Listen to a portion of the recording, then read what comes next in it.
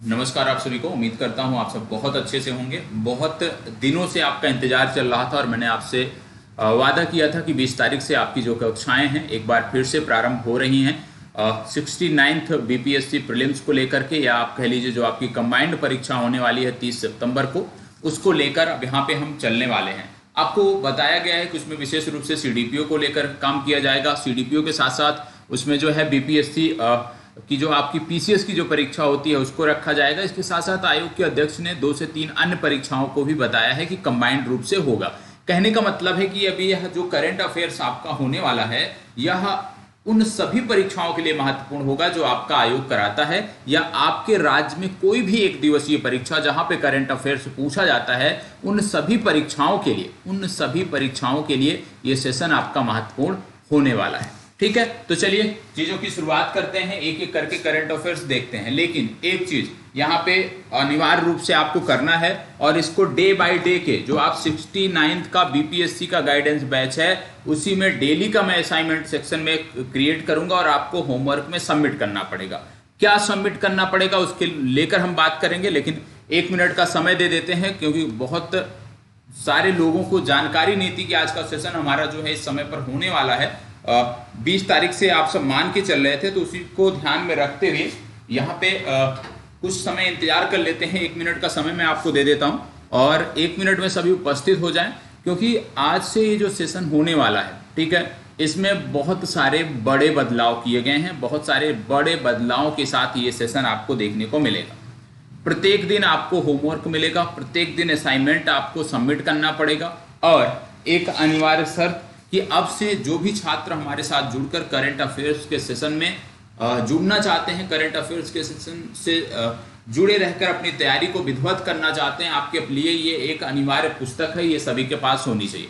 जरूरी नहीं है यही कंपनी हो, ठीक है, यही प्रकाशन हो, एसटीडी टुडे का कोई भी आपके पास हो, लेकिन एक एटलस आपके पास अनिवार्य रूप से होना चाहिए, क्योंकि आप जानते हैं आपकी परीक्षा में विश्व भूगोल भी पूछा जाता है। ठीक है, और जो विश्व भूगोल पूछा जाता है ना, उसको लेकर यदि आप कोई एक किताब पढ़ते हो तो आप अपना समय गंवाते हो, क्योंकि मुख्य परीक्षा में वो संदर्भ शून्य है आपका। इसलिए मेरा प्रयास है कि करंट अफेयर्स के माध्यम से भूगोल की विषय वस्तु को हम बहुत अच्छे से कवर कर सकते हैं यदि आप इसमें हमारा सहयोग दो। डेली प्रत्येक दिन यदि कोई भी फैक्ट ऐसा है जो इस करंट अफेयर से जुड़ता है, जिसको हम भूगोल विषय वस्तु से जोड़ सकते हैं करंट अफेयर्स के घटनाक्रम को, तो वहां पे ये आपके लिए आवश्यक रहेगा। प्रत्येक दिन ये चीजें आपको करनी रहेंगी। आप बहुत इशू करते हो, 20 तारीख से आपको बोला गया था कक्षाएं मिलेंगी, ठीक है, एक दिन यदि विलंब हुआ तो बहुत सारे लोगों ने कमेंट किया, तो जरूरी है कि हमें भी पता चले कि कितने लोग ईमानदारी के साथ इन्वॉल्व होकर हमारे साथ जुड़कर तैयारी कर रहे हैं। और याद रखिएगा, क्लास की पीडीएफ हो गया, असाइनमेंट हो गया, सभी आपको शेयर कहाँ करना है, गाइडेंस बैच में शेयर करना है। 69th बीपीएससी का जो गाइडेंस बैच है, गाइडेंस बैच कहाँ पे मिलेगा, आपके मोबाइल ऐप में मिलेगा। सबसे पहले मोबाइल एप्लीकेशन डाउनलोड कर लीजिए, और मोबाइल एप्लीकेशन डाउनलोड करने के बाद एक नंबर मैं आपको देता हूं, इस नंबर पर आपको व्हाट्सएप करना है। कैसे करना है मैं आपको बता देता हूं। 1 मिनट का समय दीजिएगा, 1 मिनट का समय दीजिएगा।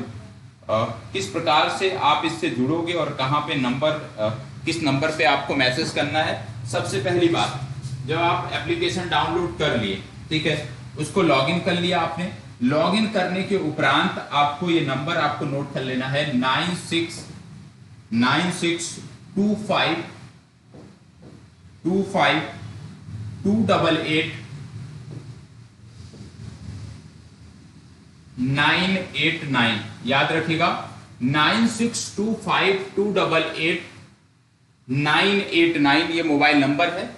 इस पर आपको व्हाट्सएप के माध्यम से 9625288989, ठीक है, 8989, इसी पर व्हाट्सएप मैसेज आपको करना है और उसमें लिखना है 69 बीपीएससी प्री, 69 बीपीएससी प्री, ये वर्ड लिखकर आपको मैसेज करना है। ध्यान रखिएगा, उसी नंबर से संदेश भेजिएगा जिस नंबर को आपने ऐप में लॉगिन किया है। यदि नंबर उससे अलग है तो आपको करना क्या है कि वहां पर अपना नाम और अपना नंबर, जिस नाम से आपने लॉगिन किया है, और वह मोबाइल नंबर, दोनों आपको टेक्स्ट मैसेज व्हाट्सएप मैसेज भेजना होगा। आपको बैक एंड में टीम द्वारा जोड़ दिया जाएगा। चलिए अब शुरुआत करते हैं और एक एक करके अब चीजों को देखते हैं। ठीक है, आज से शुरुआत हो रही है। आज इसमें प्रश्न संख्या 10 ही है टोटल, लेकिन कल से प्रयास रहेगा कि इसमें प्रश्नों की संख्या जो है वो बढ़ाई जाए। आइए शुरुआत करते हैं एक एक करके। पहला प्रश्न आपके सामने, यहाँ पे आप देख रहे होंगे, पहला प्रश्न आपके सामने है। क्या बोला जा रहा है? सबसे पहली बात, ध्यान से प्रश्न को पढ़ना है। हाल ही में नील मोहन को किस कंपनी का सीईओ बनाया गया है? नील मोहन की बात हो रही है, बोला जा रहा है किस कंपनी का सीईओ बनाया गया है। 4 विकल्प यहाँ पे आपके पास हैं। IBM दिया है, YouTube दिया है, स्टारबक्स दिया है और फेडेक्स दिया है। ठीक है, फेडेक्स एक आप कह सकते हो कोरियर कंपनी है। जिस प्रकार से DTDC है, जिस प्रकार से ब्लू डार्ट है, उसी प्रकार से एक कंपनी है। IBM के बारे में सब जानते होंगे, स्टारबक्स के नहीं जानते हैं तो एक कॉफी की कंपनी है। ठीक है, एक बड़ा ब्रांड है। तो आपको बताना है कि किसके सीईओ बनाए गए हैं, इनके बारे में आपको बताना है। तो चलिए बताइएगा, किसके सीईओ बनाए गए हैं नील मोहन? आपको बता दें, नील मोहन YouTube के सीईओ बनाए गए हैं। तो सी विकल्प आपका सही उत्तर होगा। IBM यहाँ पे कंपनी दी हुई है। यदि आपसे पूछ लिया जाए IBM के सीईओ कौन है, तो अरविंद कृष्णा है। नाम याद रखना चाहिए। ये ऐसे भारतीय हैं जिन्होंने वैश्विक स्तर पर भारत की छाप डाली है। ठीक है, स्टारबक्स की बात करें, यहाँ भी एक भारतीय है, इनका नाम है लक्ष्मण नरसिम्हा। इनका भी नाम आप याद रख सकते हो, लक्ष्मण नरसिम्हा। तीसरा जो दिया है यहाँ पे फेडेक्स की बात करें तो राज सुब्रमण्यम जो है इसके सीईओ हैं। तो ये 3 फैक्ट आपको याद होने चाहिए, जिसमें सबसे महत्वपूर्ण आपका IBM आता है। ठीक है, YouTube के अतिरिक्त जो दूसरा सबसे महत्वपूर्ण है वो है IBM, और IBM के संदर्भ में अरविंद कृष्णा का नाम आपको पता हो। ठीक है, चलिए बढ़ते हैं दूसरे प्रश्न पर। प्रश्न संख्या 2। प्रश्न संख्या 2 क्या कह रहा है? अंतरराष्ट्रीय यात्रा प्रदर्शनी फितूर, ध्यान रखिएगा, अंतरराष्ट्रीय यात्रा प्रदर्शनी फितूर की यहाँ पे बात हो रही है, और बोला जा रहा है कि इसका आयोजन किस देश में किया गया। ध्यान से सुनना है, और इस देश से जुड़ा हुआ, इस प्रश्न से जुड़ा हुआ बहुत सारा फैक्ट मैं आपको बताने जा रहा हूं, और उसको क्रमवार ढंग से आपको नोट करना है, क्रमवार ढंग से चीजों को लेकर के चलना है। अंतरराष्ट्रीय यात्रा प्रदर्शनी फितूर की बात हो रही है। सबसे पहली बात, आपसे ऐसे भी पूछा जा सकता है कि फितूर का संबंध किससे है, तो यह पर्यटन क्षेत्र से संबंधित है। ठीक है, और अंतरराष्ट्रीय यात्रा प्रदर्शनी इसको बोला गया है। फितूर का आयोजन कहां किया गया? तो याद रखना है 4 विकल्प हैं, स्पेन, इंडोनेशिया, जापान और जाम्बिया। स्पेन, इंडोनेशिया, जाम्बिया और जापान। तो इसमें से जो सबसे सटीक उत्तर इसका है, सही उत्तर है, वो है स्पेन। ए विकल्प इसका सही उत्तर होगा, स्पेन इसका सही उत्तर होगा। आपको पता होगा स्पेन जो है वहां पे विश्व पर्यटन ऑर्गेनाइजेशन या WTO, ठीक है, ट्रेड ऑर्गेनाइजेशन वाला नहीं है, ये टूरिज्म वाला है। तो विश्व पर्यटन ऑर्गेनाइजेशन जो संस्था है उसका हेडक्वार्टर आपको स्पेन में देखने को मिलता है। स्पेन का एक शहर है मैड्रिड, मैड्रिड में आपको ये हेडक्वार्टर देखने को मिलता है। तो यह भी आपको पता होना चाहिए। मैड्रिड की जब हम बात करते हैं तो जो लोग फुटबॉल खेल से जानते होंगे, जुड़े होंगे और उसके बारे में जानकारी रखते होंगे, आपको पता होगा कि स्पेन में एक रियल मैड्रिड फुटबॉल क्लब भी है। रियल मैड्रिड फुटबॉल क्लब बहुत महत्वपूर्ण फुटबॉल क्लब है। और ये जो रियल मैड्रिड फुटबॉल क्लब है, इसके बारे में आपको बता दें तो फीफा का जो क्लब फुटबॉल वर्ल्ड कप हुआ था, फीफा का जो क्लब फुटबॉल वर्ल्ड कप हुआ था, उसका विजेता भी यही रहा है, रियल मैड्रिड फुटबॉल, आप कह सकते हो रियल मैड्रिड फुटबॉल क्लब। तो इसके बारे में आपको पता होना चाहिए। रियल मैड्रिड फुटबॉल क्लब किस देश का क्लब है? स्पेन का एक फुटबॉल क्लब है, और इसने फीफा क्लब जो वर्ल्ड कप हुआ फुटबॉल का, उसको इसने जीता है। फीफा क्या है? फीफा फुटबॉल की गवर्निंग बॉडी है, ये आपको पता होना चाहिए। इसके साथ साथ आपको बता दें कि बात यहाँ पे क्योंकि हो रही है स्पेन की, तो स्पेन के बारे में एक फैक्ट आपको बता देता हूं। स्पेन यूरोप का पहला देश है, स्पेन यूरोप का पहला देश है जहां पर महिलाओं के लिए मासिक धर्म के दौरान पेड लीव की व्यवस्था की गई है। ये आपको पता होना चाहिए। ऐसा नहीं है कि यह पहला देश है पूरे विश्व का, यूरोप का पहला देश है। इससे पहले इंडोनेशिया हो गया, जापान हो गया, जाम्बिया हो गया, कई सारे अन्य देश हैं जहां पे ये महिलाओं को छुट्टियां दी जाती हैं, पेड लीव दी जाती हैं मासिक धर्म के दौरान। तो यह भी आपको पता होना चाहिए। क्या भारत का कोई ऐसा राज्य है जहां पे यह व्यवस्था है? क्या भारत का कोई ऐसा राज्य है जहां पर महिलाओं को मासिक धर्म के दौरान पेड लीव की व्यवस्था है या पेड लीव का प्रावधान है? याद रखिएगा, है, एक राज्य भारत का है और ये राज्य है केरल। ठीक है, भारत का एकमात्र राज्य है कौन? केरल भारत का एकमात्र राज्य है, यह भी आपको पता होना चाहिए। ठीक है, इसके साथ साथ आपको बात यहाँ पे हो रही है स्पेन की। मैंने आपको क्यों बोला है कि ये एटलस जरूरी है? ये एटलस इसलिए जरूरी है कि अब जो मैं फैक्ट बताने जा रहा हूं इसके लिए विश्व का जो आपका फिजिकल मैप है ना वो ओपन करना पड़ेगा। और विश्व का जो फिजिकल मैप, विश्व का जो भौतिक मैप है, जब आप उसको ओपन करोगे तो वहां पे क्या देखने को मिलता है कि स्पेन और मोरक्को जो है वो एक जल संधि के माध्यम से अलग होते हैं। स्पेन यूरोप का देश है, मोरक्को आपके अफ्रीका का देश है, अफ्रीका कॉन्टिनेंट का देश है। दोनों एक जल संधि के माध्यम से अलग होते हैं और जिस जल संधि के माध्यम से ये अलग होते हैं उसको हम बोलते हैं जिब्राल्टर जल संधि। जिब्राल्टर जल संधि, ठीक है, जिब्राल्टर जल संधि उसको बोलते हैं, ये आपको पता होना चाहिए। उसको क्या बोलते हैं? जिब्राल्टर जल संधि बोलते हैं। और जिब्राल्टर जल संधि के माध्यम से स्पेन मोरक्को से अलग होता है, ये आपको पता होना चाहिए। यदि आपसे पूछ ले, क्योंकि जो जल संधियां होती हैं वो क्या करती हैं? दो स्थल खंडों को अलग करती हैं और दो जल निकायों को जोड़ती हैं। तो जब बात करते हैं हम जल संधियों की तो आपसे ऐसे भी पूछा जा सकता है कि ये जो जिब्राल्टर जल संधि है किन दो जल निकायों को जोड़ती है? तो जो जल निकाय इससे जुड़ते हैं वो है भूमध्य सागर और अटलांटिक सागर। तो जिब्राल्टर क्या करती है? भूमध्य सागर को अटलांटिक सागर से जोड़ती है, यह आपको पता होना चाहिए। होमवर्क नंबर 1, सबसे पहली बात आप हमें होमवर्क नंबर 1 आप एटलस उठाओगे। एटलस उठाने के बाद जिब्राल्टर जल संधि खोजोगे और ये दोनों रीजन, मोरक्को हो गया, स्पेन हो गया, जिब्राल्टर हो गया, अटलांटिक हो गया, भूमध्य हो गया, इनको अंडरलाइन कर हाईलाइट कर आप दिखाओगे। ठीक है, ये आपका होमवर्क है, करना है। यदि आपको भूगोल विषय को इसी के साथ तैयार करना है ना, चीजों को बहुत बृहद स्तर पर पढ़ना है ना, तो ये काम आपको करना पड़ेगा। सभी को करना है। असाइनमेंट मैं आपको क्रिएट कर दूंगा, वहीं पर आपको सबमिट करना पड़ेगा आज का होमवर्क। तो जिब्राल्टर आपको दिखाना है कहां पर है। ठीक है, आगे बढ़ते हैं। तो आपको यहाँ पे और एक व्यक्ति का नाम पता होना चाहिए और इनका नाम कार्लोस सोरा है। हो सकता है कुछ लोग जानते हो, कार्लोस सोरा। कार्लोस सोरा, मुझे याद है कि मैंने आपको पढ़ाया है। कार्लोस सोरा एक व्यक्ति हैं और ये महत्वपूर्ण क्यों है? क्योंकि कार्लोस सोरा एक फिल्म डायरेक्टर हैं और इनको एक पुरस्कार दिया गया था, सत्यजीत रे लाइफ टाइम अचीवमेंट पुरस्कार। सत्यजीत रे लाइफ टाइम अचीवमेंट पुरस्कार जो दिया गया था वो कार्लोस सोरा को दिया गया था। इस संदर्भ में कार्लोस सोरा आपके लिए महत्वपूर्ण है, स्पेन के व्यक्ति हैं, ये आपको पता होना चाहिए। इसके साथ साथ आपको बता दें IDRA के बारे में आपने सुना होगा, नहीं सुना है नोट कर लीजिएगा। IDRA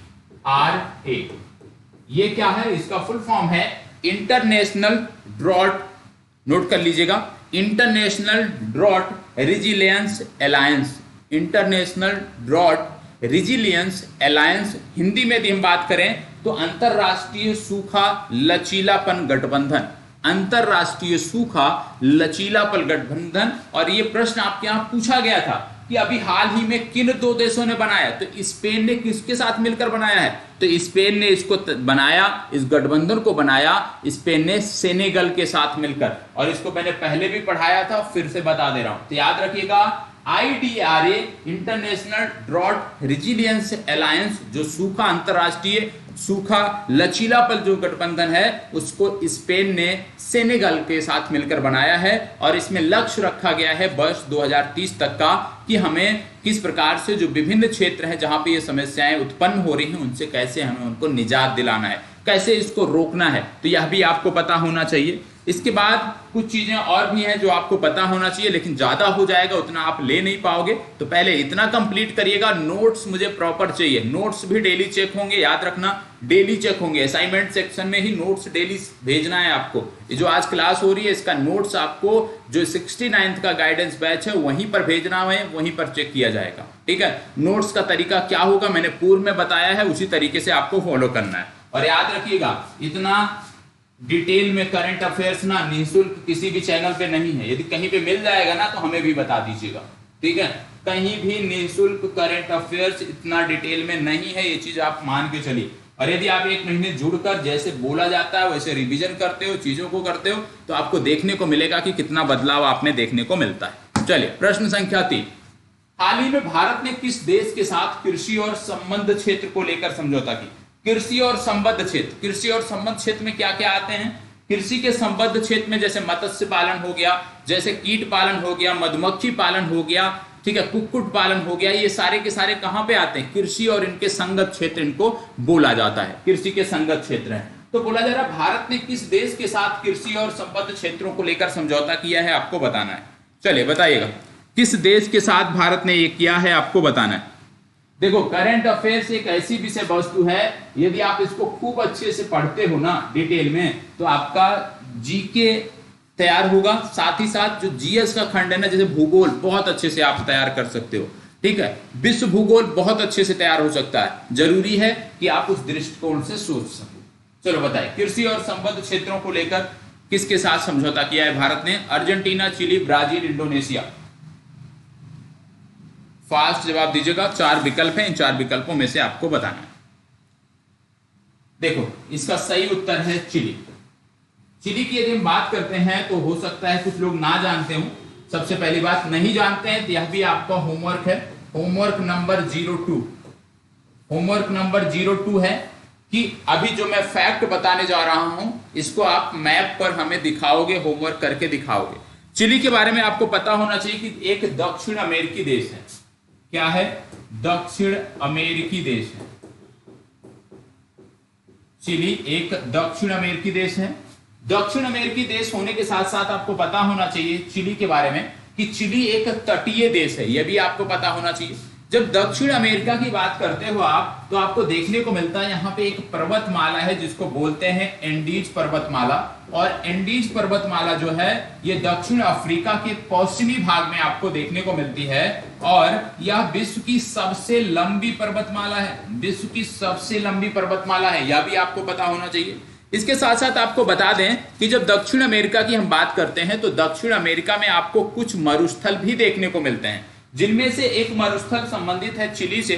चिली से जो मरुस्थल संबंधित है उसकी यदि हम बात करें तो हम उसको बोलते हैं आटाकामा मरुस्थल। आटाकामा मरुस्थल, ये आपको पता होना चाहिए, आटाकामा मरुस्थल। आटाकामा के साथ साथ जैसे चिली हो गया, चिली के बाद दूसरा देश पड़ता है यहाँ पे अर्जेंटीना। और अर्जेंटीना अभी चर्चा में किया था, क्यों था आपको पता होना चाहिए, वैश्विक स्तर पर चर्चा में था। कारण क्या था यदि कोई बता पाए तो बहुत अच्छी बात होगी कि अर्जेंटीना पिछले 2 महीने में चर्चा में क्यों रहा है और वैश्विक संदर्भों में, ये आप कमेंट बॉक्स में हमें बताओगे। सबसे ज्यादा चर्चा अर्जेंटीना की क्यों हुई है हाल ही 1-2 महीने में, ठीक है। दूसरा जो यहाँ पे देखने को मिलता है मरुस्थल, उसको बोलते हैं पैटागोनिया, ठीक है। कौन सा मरुस्थल देखने को मिलता है? पैटागोनिया का मरुस्थल देखने को मिलता है। तो आपकी जिम्मेदारी है कि आप एटलस खोलोगे, एटलस खोल के हमें बताओगे आटाकामा मरुस्थल कहाँ है, अंडरलाइन करके बताओगे, ठीक है। और हमें आप बताओगे अर्जेंटीना में कि पैटागोनिया मरुस्थल कहाँ है, हमें आप अंडरलाइन करके दिखाओगे, हाईलाइट करके दिखाओगे, एंडीज पर्वतमाला को हाईलाइट करके दिखाओगे, बहुत सारे ज्वालामुखी शिखर हैं उनको भी आप अंडरलाइन करके दिखाओगे। ये आपकी जिम्मेदारी बनती है, ठीक है। इसके साथ साथ आपको बता दें, बात यहाँ पे अर्जेंटीना की हुई, बात यहाँ पे हुई चिली की। कई दिन हमने आपको गोल्डन ट्राइंगल बताया था, गोल्डन क्रिसेंट मैंने आपको बताया था। आज मैं आपको बताया जा रहा हूं lithium triangle. Lithium triangle, lithium triangle यदि आपसे पूछ लिया जाए कि लिथियम ट्राइंगल कहां पे पड़ता है, तो सबसे पहली बात, लिथियम ट्राइंगल पड़ता है दक्षिण अमेरिका में। लिथियम ट्राइंगल के अंतर्गत कौन कौन से देश आते हैं ये आपको पता होना चाहिए। तो याद रख लीजिएगा, लिथियम ट्राइंगल के अंतर्गत 3 देश आते हैं, और इन 3 देशों में कौन कौन से शामिल हैं? अर्जेंटीना हो गया, चिली हो गया, और एक देश और आता है जिसको बोलते हैं बोलीविया, ठीक है। ये एक ही कॉन्टिनेंट के देश हैं, अर्जेंटीना, चिली और बोलीविया।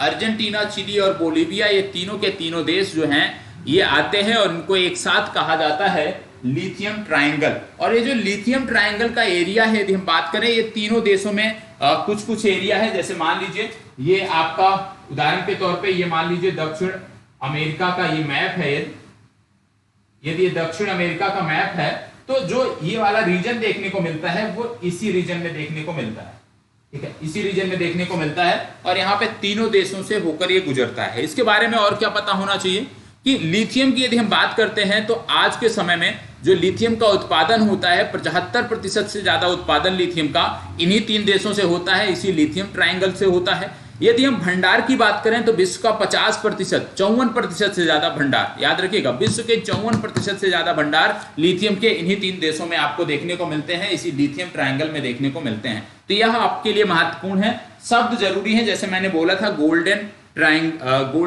ट्रायंगल, गोल्डन क्रिसेंट, शायद ही किसी को याद हो, यदि याद है तो बहुत अच्छी बात है। ठीक है, चलिए आगे बढ़ते हैं।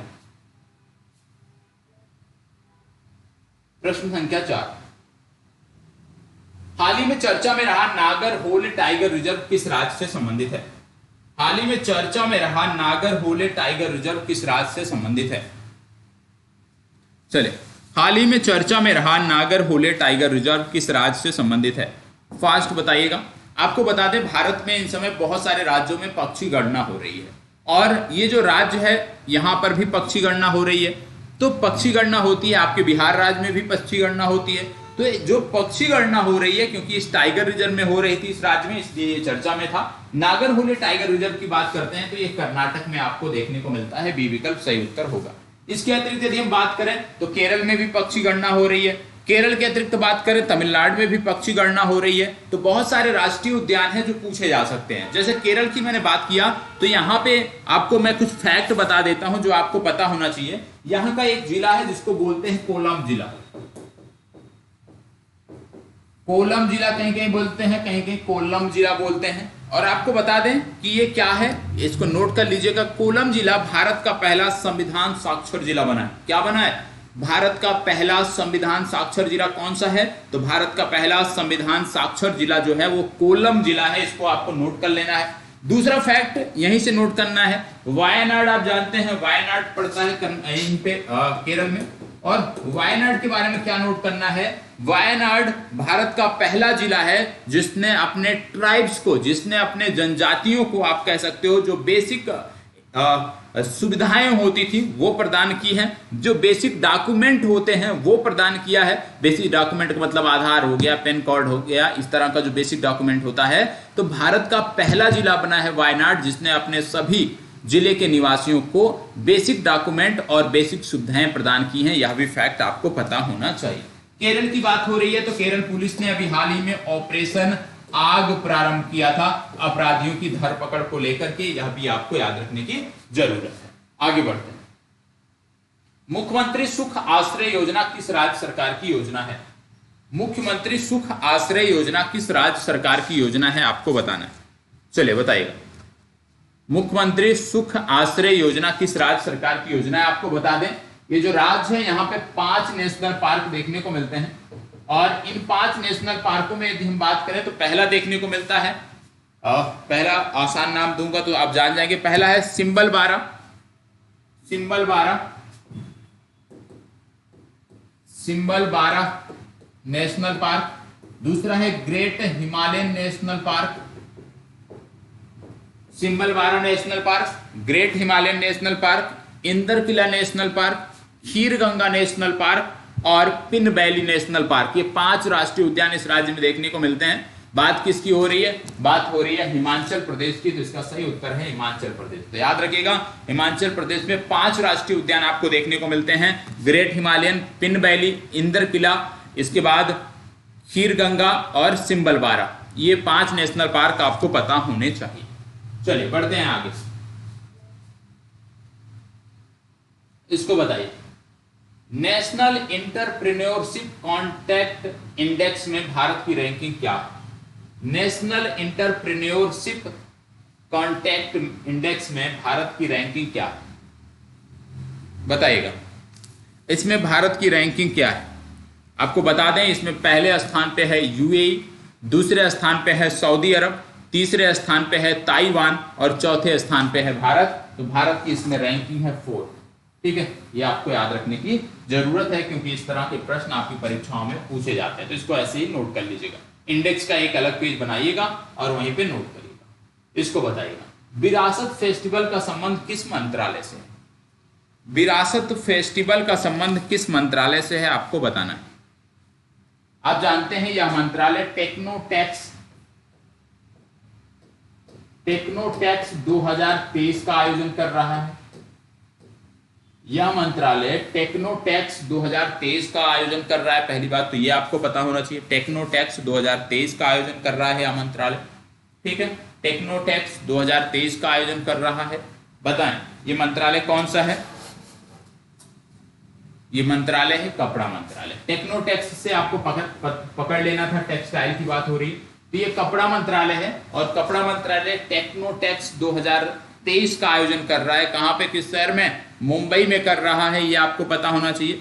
और ये जो विरासत फेस्टिवल था, इसमें क्या था, विरासत फेस्टिवल में प्रमुख रूप से भारत की प्रमुख साड़ियों को दिखाया गया था, जैसे बनारसी साड़ी हो गई, इस प्रकार से प्रमुख साड़ियों की प्रदर्शनी लगाई गई थी।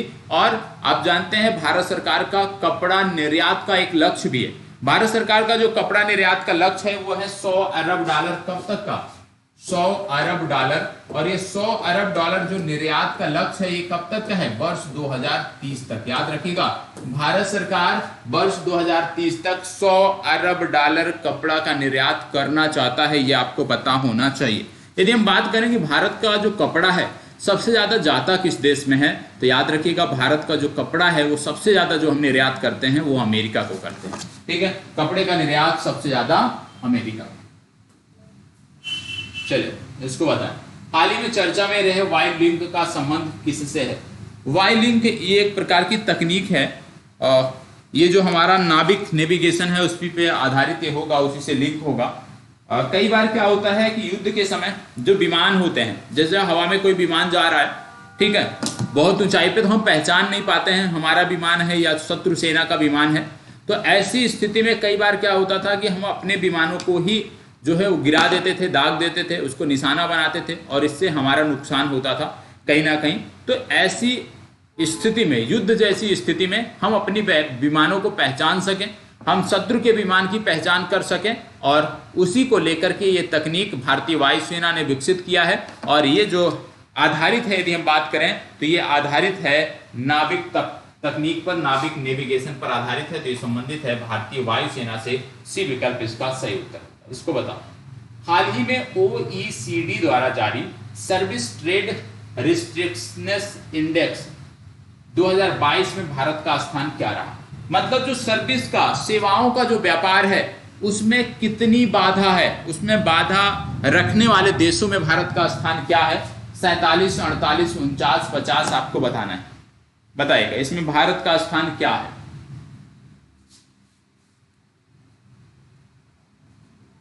देखो OECD द्वारा जो ये सर्विस ट्रेड रिस्ट्रिक्टिवनेस इंडेक्स 2022 जारी किया गया है, इसमें यदि हम रैंकिंग की बात करें तो आपको देखने को मिलता है भारत का स्थान इसमें है 47वां। ए विकल्प इसका सही उत्तर है। इसको बताइए, विश्व पेंगोलिन दिवस कब मनाया जाता है। विश्व पेंगोलिन दिवस कब मनाया जाता है। फास्ट जवाब, अच्छा प्रश्न है। विश्व पेंगोलिन दिवस कब मनाया जाता है। विश्व पेंगोलिन दिवस कब मनाया जाता है। 4 तिथियां हैं, 15 फरवरी, 17 फरवरी, 16 फरवरी, 18 फरवरी। विश्व पेंगोलिन दिवस कब मनाया जाता है। याद रखिएगा इसका सही उत्तर है 18 फरवरी। डी विकल्प आपका सही उत्तर है। 18 फरवरी को हम मनाते हैं विश्व पेंगोलिन दिवस। ठीक है, आज की जो चर्चा थी, आज का जो सेशन था यहीं पे समाप्त होता है। लेकिन कई सारे होमवर्क मैंने आपको दिए हैं आज के इस क्लास में, कई सारे हमने होमवर्क दिए हैं और मैं चाहता हूं कि आप उस होमवर्क को कंप्लीट कर शेयर करें।